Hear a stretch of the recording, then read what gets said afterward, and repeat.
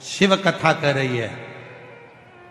बच्चों को खिलाने ले जा रहे हो, पत्नी को खिलाने ले जा रहे हो, भले माँ बाप को लेकर नहीं जा रहे, पर थोड़ा सा अपने माता पिता के लिए बुढ़ापे में उनको भी खाने का शौक होता है, थोड़ा सा उनके लिए, उनके लिए। पापा, मम्मा, आज हम होटल गए थे ना, वहां से आपके लिए ये लेकर आए। खुश होगी, दुआ देगी कि मेरा बेटा आज भी मुझे याद रखता है, हर जगह मुझे स्मरण करता है। जो दुआ मिलेगी ना, वही जिंदगी में तुम्हें सफलता की ओर लेकर चली जाएगी, वही सब। और मत बुरे कर्म कर वरना पछताएगा, भगवान की आंखों से तू बच नहीं पाएगा, तू बच नहीं पाएगा। अरे ओ अज्ञानी मत करना, तेरे कर्म का फल भी तू ही पाएगा, जैसा किया तूने तेरे आगे आएगा। मत बुरे कर्म कर बंदे वरना पछताएगा, भगवान की आंखों से तू बच नहीं पाएगा, तू बच नहीं पाएगा। शिव भक्ति में एकाग्रता का स्मरण होना चाहिए। शिव भक्ति में डोला डाली नहीं, यहां भी चढ़ा दूं, यहां भी चढ़ा दूं, यहां भी चढ़ा दूं, एक जगह जल चढ़ाओ, सबको मिल जाता है। एक जगह पर चित्त लगाया, सबको मिल गया। अगर तुम विश्वास लेकर आयो, भाव लेकर आयो कि मैं शिव महापुराण की कथा में बैठूंगी और मेरा भोले बाबा मेरे दुख मिटाकर रहेगा, तो निश्चित है तुम्हारा दुख 3 महीने में मिट कर ही रहे। एक पत्र है, अच्छा है, देखिए।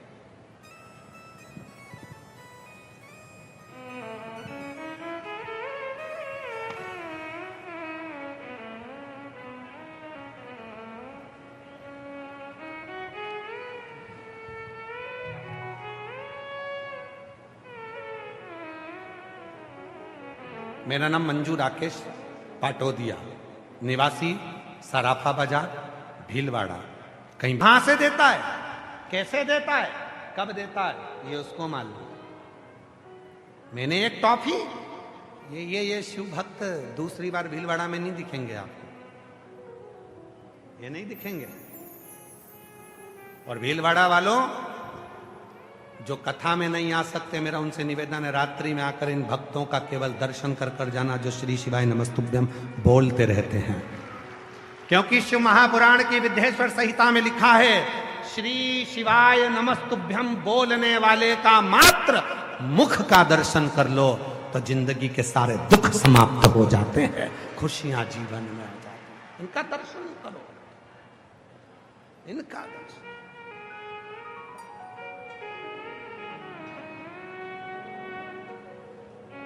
क्या मिलेगा?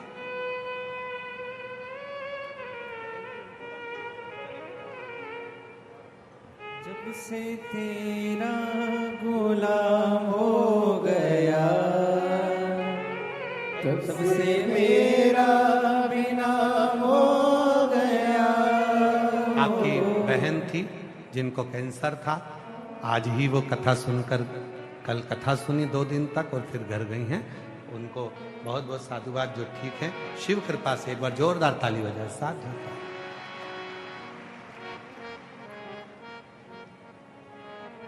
ये सेवा नहीं, ये तुम्हारी नौकरी है, ये कर रहे हो, जो कर रहे हो इससे कुछ ना कुछ तो तुम्हें मिले, प्राप्त हो, साधारण नहीं। आप उसका स्मरण करो, केवल उसकी भक्ति, उसको याद करना, उसकी याद में डूबना, ये शिव तत्व। उपमन्यु मुनि के पिता व्याघ्रपाद ऋषि शिव के परम भक्त शंकर के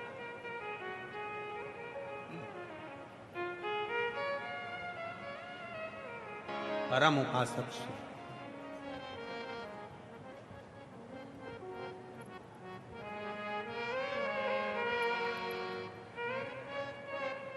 और जब शिव के परम उपासक व्याघ्रपाद ऋषि, जिन्होंने अपने बेटे को मां ने ज्ञान दे दिया था और कह दिया था कि शिव पर तुझे मैंने जो आटा घोल कर जल दिया तूने पिया थूक दिया, अगर तुझे दूध चाहिए तो शिव से, शंकर से देंगे तो शिव देंगे, कोई दूसरा नहीं दे, शंकर दे। ठीक है, शिव साधना में लगे। और आप सब शिव महापुराण में उपमन्यु मुनि की कथा पढ़ सकते हैं, गीता प्रेस गोरखपुर की शिव पुराण लाकर उसमें स्मरण करेंगे कि उन्होंने भगवान शंकर की साधना कर कर दूध का पान किया।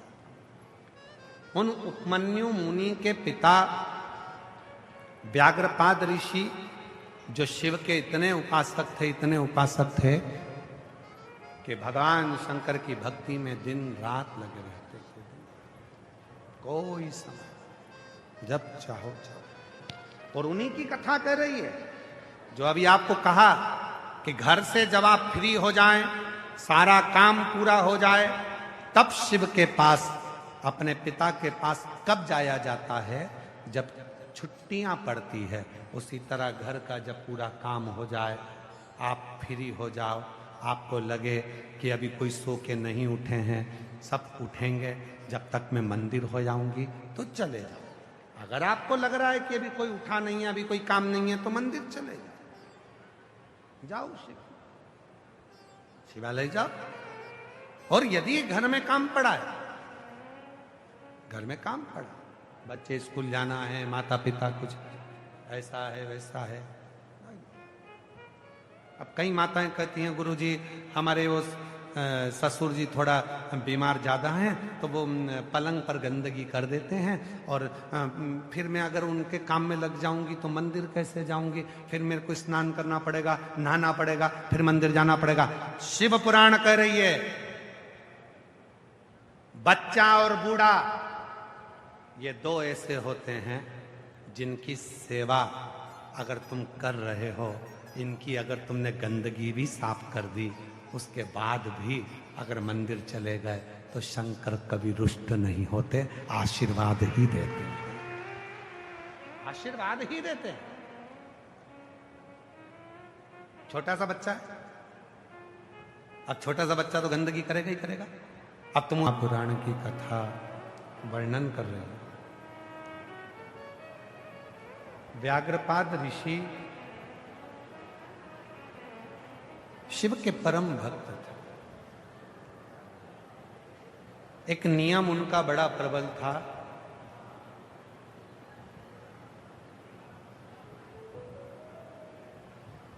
शिव जी को ताजे फूल समर्पित करना, वृक्षों की पत्तियों से शिव का श्रृंगार करना, और निर्दोष फूल शिव को समर्पित करना।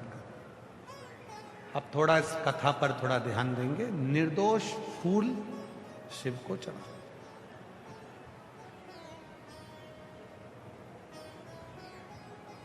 दो पुष्प होते हैं,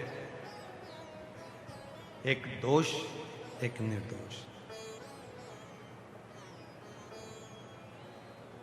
जिस पुष्प में कीड़ा हो, इल्ली हो, कोई कीट हो, वो दोष है। और जिस पुष्प में ना कीड़ा है, ना इल्ली है, ना कोई कीट है, वो निर्दोष पुष्प कहलाता है। निर्दोष।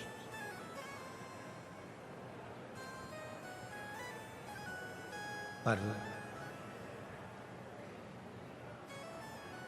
हमने देखा है कई बार, कई माताओं की आदत होती है, कई पुरुषों की आदत होती है, सुबह सुबह मॉर्निंग वॉक करने के लिए जाते हैं।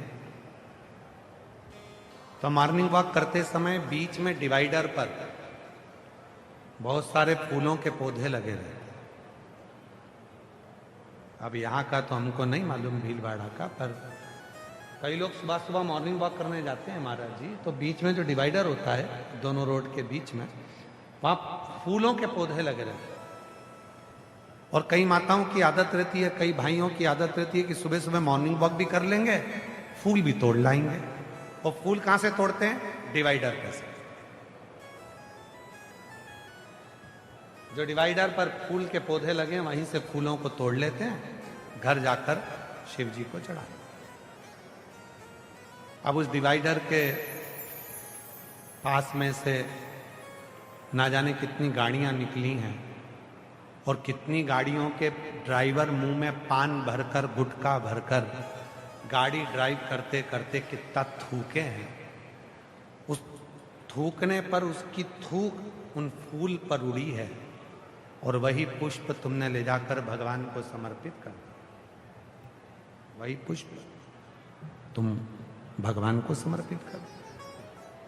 दोष बगीचे में अगर फूल लगे हैं, बगीचे में यदि पुष्प लगा है, बगीचे में यदि पुष्प लगे हैं, बगीचे में यदि फूल लगा है, घर के बगीचे में, घर के पौधों में अगर कहीं पुष्प लगे हैं तो आप शिव को चढ़ा बना लें।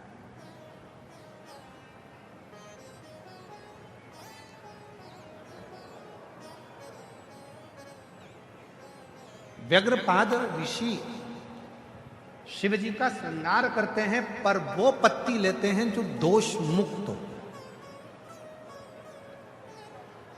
व्यग्रपाद ऋषि वो पुष्प लेते हैं जो दोष रहित। परंतु व्यग्रपाद ऋषि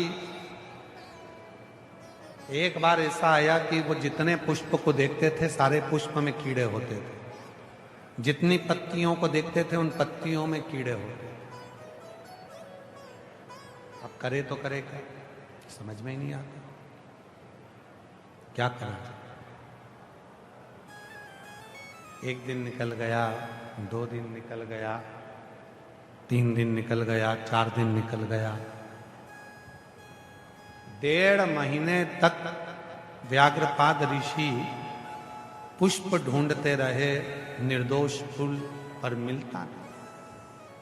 अब उनके मन में ये बात खल गई, अब तो कुछ भी हो जाए शिव से वर मांगना पड़ेगा कि फूल ढूंढने के लिए मुझे वृक्ष पर चढ़ना पड़ेगा। नीचे के जो पुष्प हैं उसमें कीड़े लग रहे हैं, नीचे के जो पत्तियां हैं उसमें कीड़े लग रहे हैं, तो मुझे ऊपर जाना।